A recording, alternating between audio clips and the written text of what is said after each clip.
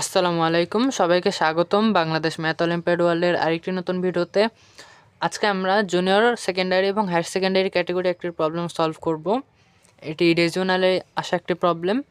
সবার আগে তোমরা নিজেরা প্রবলেমটা একবার দেখো, পরে না পারলে ভিডিও সলিউশনটা দেখে নিও। আমরা ডাইরেক্ট প্রবলেমটা সলিউশন করা শুরু করব। তো প্রথমে কোশ্চেনে বলা আছে, দেখো, পি একটি ধনাত্মক পূর্ণ সংখ্যা যেন 5p+7 সংখ্যাটি p+5 দ্বারা নিঃশেষে বিভাজ্য হয়। পি এর সম্ভাব্য সকল মানের সমষ্টি নির্ণয় করো। তো চলো এটা সলিউশন করি।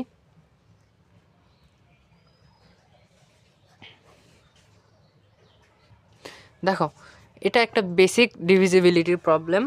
আমাদের বলছে যে p+5 ডিভাইড করবে 5p+7কে। তো আমাদের কোনোভাবে এইখান থেকে এই সাইডটা থেকে পিটা রিমুভ করতে হবে, তাহলে মানে সলিউশন করা ইজি হবে। দেখো, আমরা জানি যে যদি এ বিকে ডিভাইড করে তাহলে এ অবশ্যই বিকেও ডিভাইড করবে।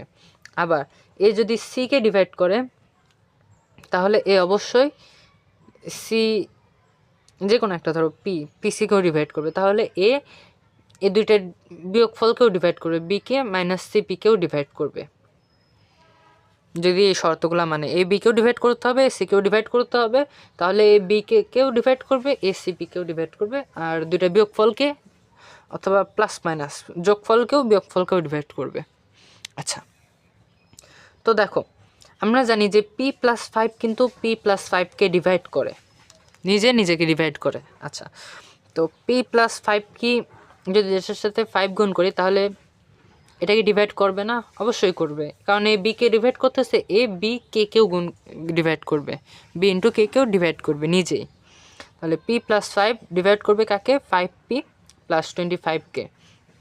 আচ্ছা, এখন দেখো, এ বি কে ডিভাইড করলো, এখন এটা এ ধরো, তাহলে এ কিন্তু সিকেও ডিভাইড করতেছে, সিপিকেও ডিভাইড করতেছে। তাহলে দেখো, তাহলে দুটো মাইনাসকেও ডিভাইড করবে, তাহলে এ ডিভাইডস 5, আসলে এ না, p+5 ডিভাইডস 5p+25, এটা বড়, এটা আগে লিখলাম, 25 মাইনাস 5p+7। আচ্ছা, তাহলে p+5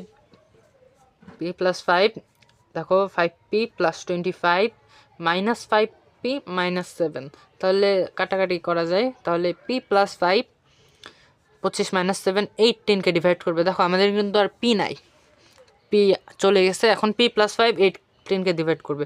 তাহলে অবশ্যই